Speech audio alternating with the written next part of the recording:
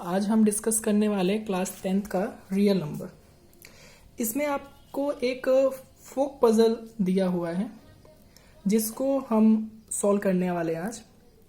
उसमें आपको एक बोला गया है कि एग सेलर है, अंडे को बेचने वाला सेलर है जो अपने अंडे को लेके जाता है और एक वहाँ पे आइडलर मीन्स वो जिसका कोई काम नहीं है, वो उस अंडे वाले को देखता है, ठीक है, और सोचता है क्यों ना उससे आज कुछ टाइम पास किया जाए।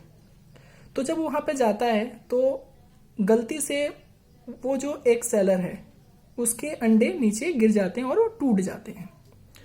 तो वो अंडे वाला जो है उस आइडलर से, यानी कि जो उसका कोई काम नहीं है, उससे पूछता है कि जो आपने अंडे तोड़े हैं, ठीक है, इसमें टोटल 150 से कम अंडे थे मेरे, और उसको बताने का तरीका जो है वो किस तरह से बताता है।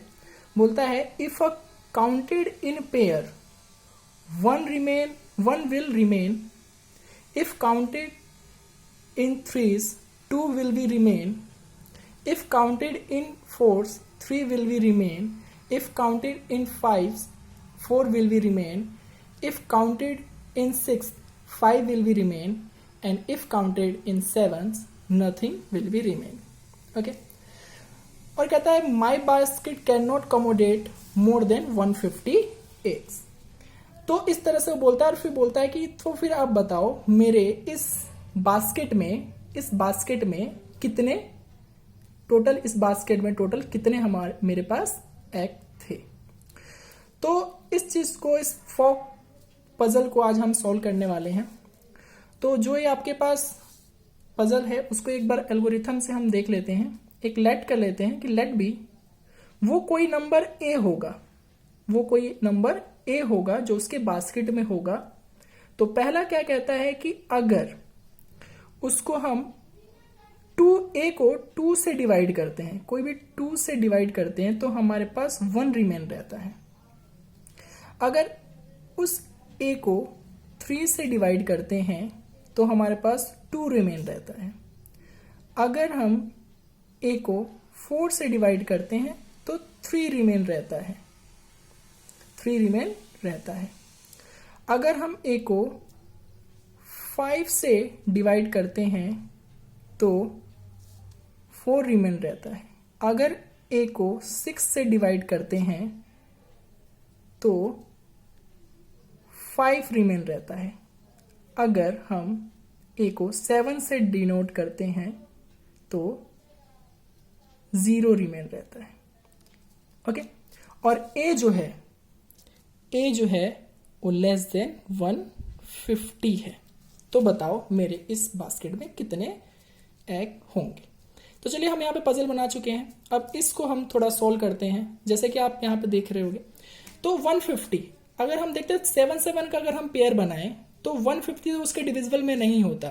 तो हम ऐसे नंबर हमें चूज करना पड़ेगा जो कि पहले 7 से डिविजिबल हो। ओके, तो पहले हम चूज कर लेते हैं। मान लो कोई ए नंबर जो है, ठीक है, जो 7 से डिविजिबल होगा, जो 150 से लेस है। तो पहला तो नंबर क्या होगा, 147 होगा। सेकंड नंबर क्या होगा, second number will 140। Third number is 133 and fourth number is 126 and fifth number is 119 dot so on and 14 and last number is 7। तो इस तरह से वो नंबर होंगे जो कि 7 से डिविजिबल होंगे। अब तो इस कंडीशन के लिए मीन्स ये जो आप कंडीशन देख रहे हैं कि a equals to 7y4 plus 0, इसके लिए तो ये लाइक कर रहे हैं। तो क्या ये जो कंडीशंस हमने बनाई है उन सब पे भी 147 लाइक करता है? अगर ये सब 147 पे लाई करता है सब कंडीशन तो वो उसके बास्केट में 147 ही एग होंगे। अगर नहीं लाई करता है सब कंडीशन तो उसके बास्केट में इतने एग नहीं होंगे। तो हमें करना क्या है, सबको इस कंडीशन के अकॉर्डिंग सॉल्व करना है। तो यहाँ पे देख रहे हैं 7 से डिवाइड तो हो रहा है, बट क्या 6 से डिवाइड करने में 5 रिमेन बच रहा है। तो यहाँ पे अगर हम देखें 6 से डिवाइड करके देखते हैं, 147 को अगर हम 6 से डिवाइड करके देखते हैं तो क्या आएगा हमारे पास, 6 2 जा 12, ओके, 2 7, 6 4 जा 24, 3 रिमेन रहता है। मीन्स यहाँ पे कितना रिमेन रहना चाहिए था, 5, बट कितना रिमेन आ रहा है, 3। मीन्स ये यहाँ पे कंसीडर नहीं होता इस कंडीशन के लिए।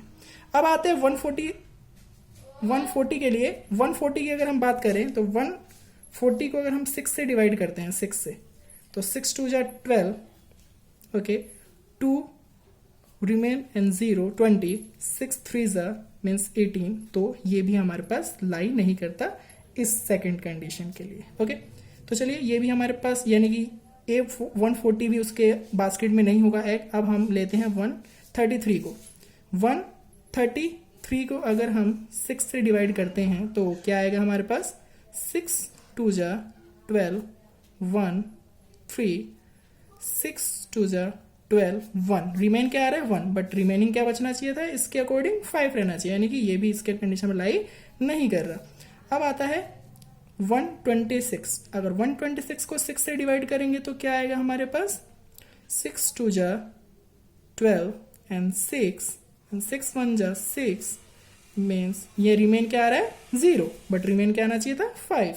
तो ये भी लाई नहीं कर रहा। अब आता है 119 को डिवाइड करते हैं 6 से, क्योंकि 7 तो लाई कर रहा है उसके लिए, बट 6 क्या लाई कर रहा है, तो 6 के देखते हैं, 6 1 जा 6, 5 9 7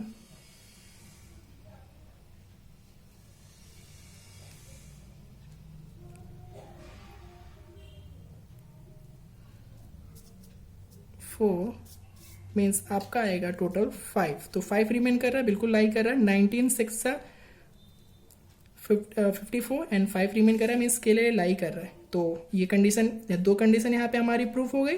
अब आप इसके लिए देखो 5 से क्या डिविजिबल है एंड 4 रिमेन बच रहा है कि नहीं, तो ये भी करके देख लेते हैं। 119 के लिए, यानी कि 119 जो है दो कंडीशन को प्रूफ कर चुका है। अब थर्ड कंडीशन को देखते हैं 5 से करके देखिए आप। अब 5 से आप करें 2 मीन्स 10, फिर आपके पास 9, 2, फिर आपके पास 3, फिर 15 एंड 4, बिल्कुल 4 रिमेन आ रहा है। वैसे ही आप 119 को किससे करेंगे, 119 को किससे करेंगे आप, 4 से, क्योंकि 5 से हो चुका है, मेरी 3 कंडीशन वहाँ पे वो अप्लाई हो चुकी है। मीन्स यहाँ पे आप देखेंगे तो 2 जा 8 मीन्स 3 एंड 9। अब कितना रिमेन आना चाहिए आपका, 3 रिमेन आना चाहिए। मीन्स यहाँ पे 36, 9 जा अब 3, बिल्कुल 3 रिमेन आ रहा है। मीन्स ये भी कंडीशन हमारा अप्लाई हो रहा है, ठीक है, 4 का कंडीशन भी। अब आते हैं 3 से डिवाइड करके, 119 को 3 से डिवाइड करके देखते हैं। 3 से डिवाइड करेंगे कितना आएगा, 3 3 जा 9, 1 9 2 9, मीन्स कितनी रिमेन आना चाहिए, 2 रिमेन, यानी कि 27, 9 जा मीन्स 2 रिमेन आपके पास आ रहा है, बिल्कुल ये भी कंडीशन इस पे अप्लाई हो रही है। एंड लास्टली 2 से डिविजिबल एंड 1 रिमेन आ रहा है कि नहीं, तो वो भी हम चेक करके देख लेते हैं। तो 2 से देखेंगे तो हमारे पास आएगा 5 जा 10 मीन्स 1 9 19, फिर आप इसको डिवाइड करके देखिए 9 जा 18 1, बिल्कुल 1। मीन्स आप यहाँ पे देख रहे हैं जो 199 है वो सभी कंडीशन को फॉलो कर रहा है। तो आप यहाँ पे समझ चुके होंगे कि उसके जो बास्केट में है टोटल कितने एग होंगे, तो 199 एग होगा। Means 199 A equals to 119, 119 is 119 सभी कंडीशंस को फॉलो कर रहा है एंड आंसर इज 119। ओके।